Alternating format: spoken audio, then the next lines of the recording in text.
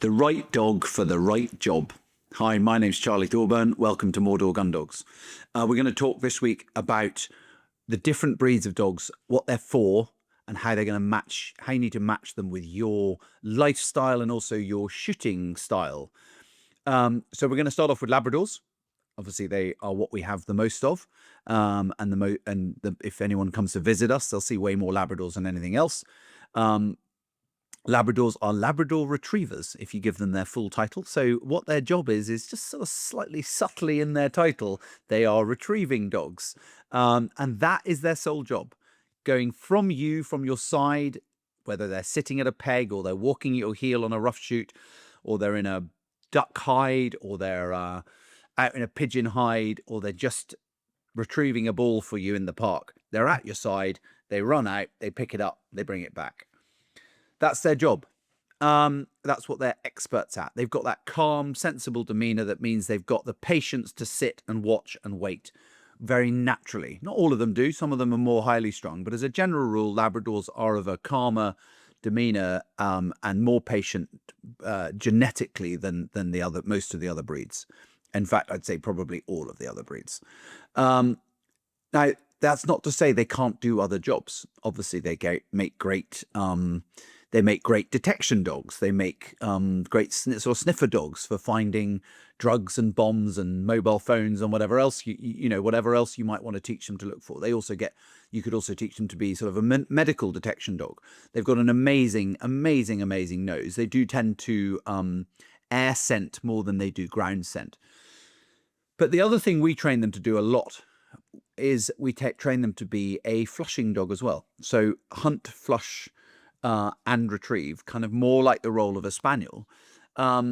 It's not so natural for them, but especially if we start from a young age, we can really get them to quarter for us, stay close, and do the job. Now, when it comes to the hunting bit, that they take a bit more encouragement than a spaniel does. A spaniel wakes up and starts hunting. A Labrador needs a bit of encouragement, maybe hiding some tennis balls and various different things, but we can do videos on that further down the line. Because naturally our Labradors particularly just kind of want to follow you around and be at your feet, whereas the Spaniels from day one are busy in front of you. So it's about teaching them to stay busy in front of you, but staying close, like we'd want a Spaniel to be, so that when they flush a bird, that bird's within range and it's not too far away.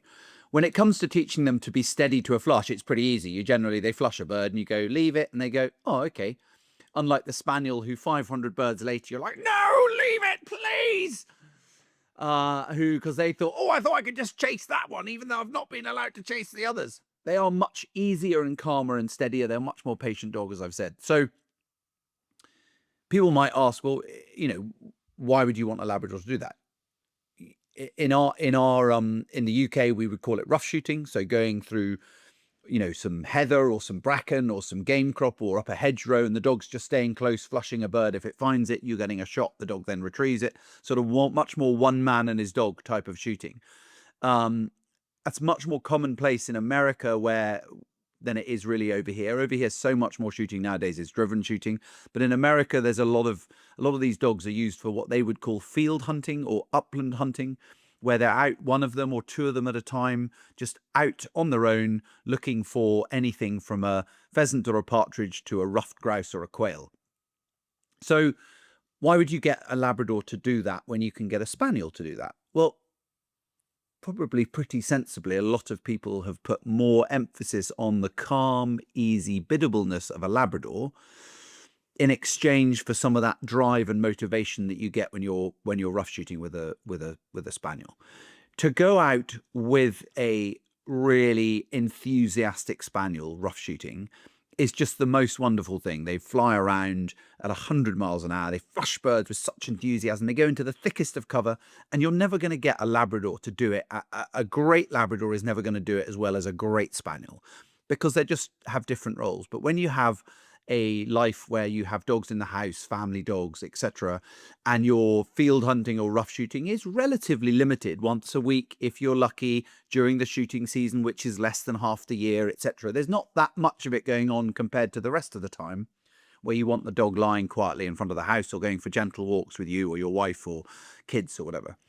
So people will exchange the kind of the excitement and drive of the Spaniel for the calmness of a Labrador, and they'll find, how much am I actually going to go need that versus how much am I going to need this, and they decide on one side or the other. Obviously, if they have to have just one dog, or maybe some people don't like Labradors, so they want to buy a Spaniel. Maybe some people don't like Spaniels, so they want to buy a Labrador. When it comes to rough shooting and working your dog in that environment, I mean, a Labrador's coat is actually much more conducive to keeping it tidy at the end of the day. The Spaniels come out and their ears are like all stuck together and everything, and they've got, their tail doesn't wag anymore because it's got so many burrs and kind of sticky whatever's in it. Whereas a Labrador comes out and you're like picking a couple of bits off and back in the car, and you wouldn't know they'd ever been shooting. So I'm, as usual, promoting the Labradors. So we're going to move on to Spaniels, and we'll start with Springers. And Springers' enthusiasm and drive for working is just second to none. They are a hunt, flush, retrieve breed, and it's in that order: hunt, flush, retrieve. All of them want to hunt. Flushing is obviously secondary to hunting, and then retrieve is number 3. They are definitely given the choice. Most of them will hunt first and retrieve last. Okay, that's their option. We see a lot of people questioning us, and they're like, oh, I've got a Spaniel, but as soon as I'm outside, it won't retrieve. Because it's outside, it's hunting, its nose is on the ground, and that canvas dummy or the tennis ball isn't that exciting anymore because its nose is down and it's smelling hares and deer and anything else, and so they've tuned out to their flushing because it's so far down the line relative to the retrieving. We spend a lot of time with our Spaniels increasing that drive and that ball drive for retrieving at quite an early stage, so that we've got that to use as a little bit of a hold over them, because we've increased that drive. If you don't do that from a young age, then you're going to struggle more, because the hunting drive, the motivation just to go hunting, is going to take over, and you're more likely to lose control of them.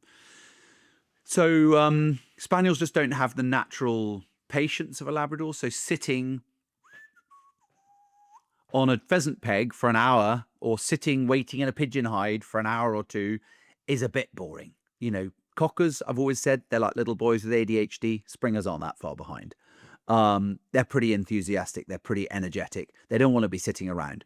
In my view, especially our Springers and the Springers that we've had over the years are more patient naturally and happier to sit for longer than a Cocker Spaniel, especially if they know something's coming. A Labrador might curl up and fall asleep when you're waiting for something to happen. A Springer will sit there shaking, waiting, but they've got something to focus on and they know something's going to happen. If you want a really good water dog, a Labrador's got that better coat for retrieving out of water, but a Spaniel, I've had some really strong Springers, strong swimming Springers. That's like some sort of weird tongue twister, isn't it? Try and get my little son Jack to do that. That'll be funny. So we have had some really strong swimming Springers over the years who can swim incredibly well, but they don't have that natural sort of floating ability that a Labrador does, just because of the design of their coat, and also they don't dry as quickly afterwards. So if you are an avid rough shooting, upland hunting, field hunting, or beating person, then a Spaniel is just going to work harder for you, work longer for you, try harder consistently, go into the undergrowth harder, punch the birds out faster. It's a more exciting experience. It is slightly more on the seat of your pants, though. You're on the edge of your seat. You're like, I'm not quite sure whether this is going to work or whether the dog's going to go. So for that calm reliability, you go with a Labrador. For a bit more excitement and high energy, you would look more at a Springer Spaniel. We move on next to the Cockers. Now, Cockers essentially do a very similar job as the Springer. They're hunt, flush, retrieve, but I would put the retrieve even lower on their list than I would a Springer. Now, lots of people are probably going to watch the video. Oh, my Cocker, he's so obsessed by the ball. He loves the ball. Yeah, I'm not saying they're not all like that. They're not all. They don't all think that the ball is lower on the list. But you've probably conditioned your dog to do that from a young age, and you do need to work more on that. To have a Cocker who's not that interested in retrieving is kind of part of the training game, and we work on that and we figure out a way to do it. We were discussing in the kennels earlier about a young dog who's not that keen on retrieving. and a couple of our team had sort of looking into some different ways of getting him more motivated.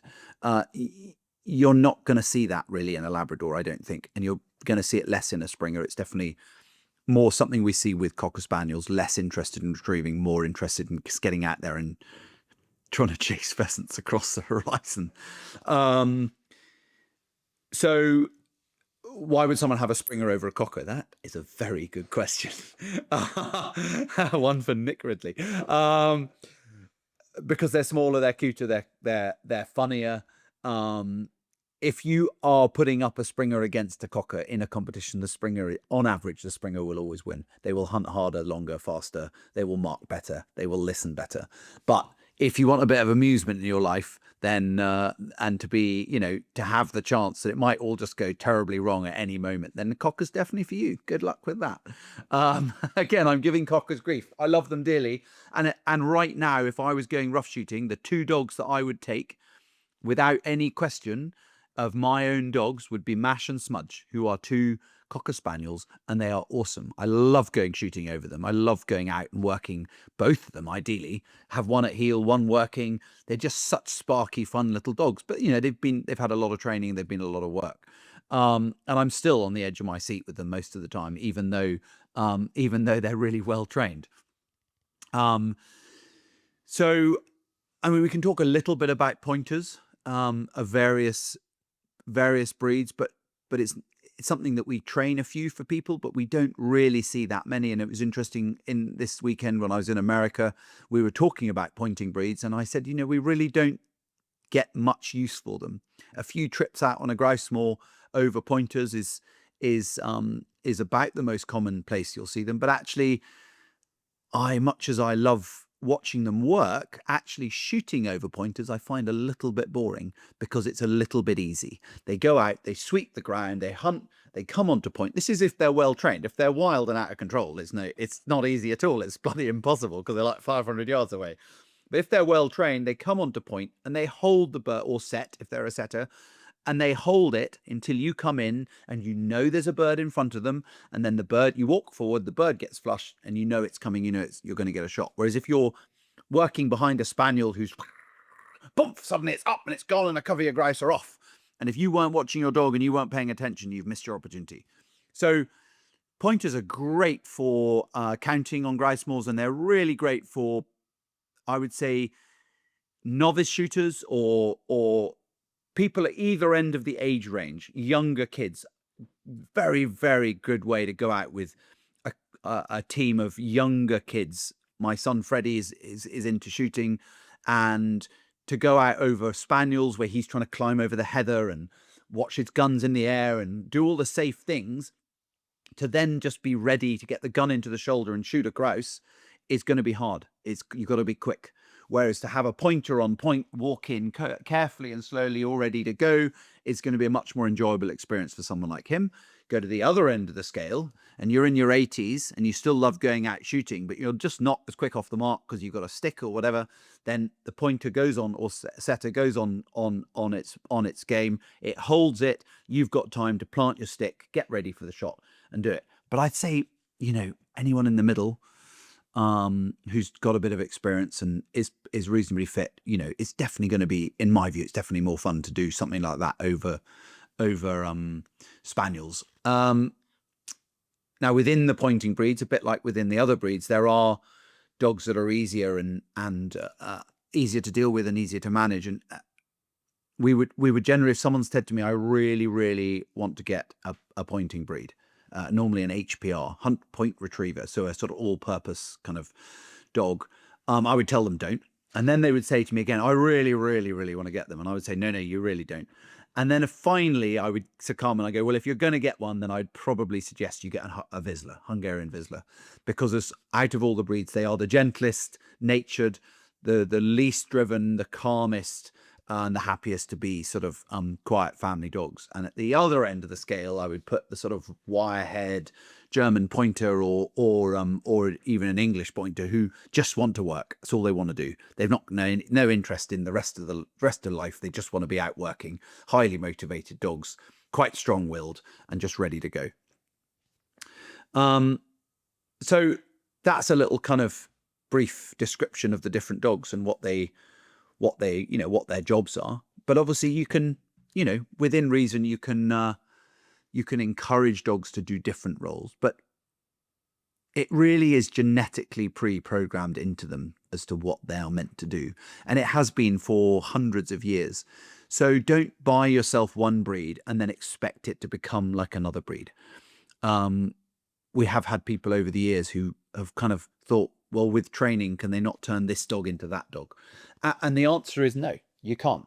If it was a German wirehead pointer that you wanted to be calm, easy on the lead, lie in front of the fire, go on holiday, hang out with the kids, you're not describing a German wirehead pointer, you're describing a Labrador.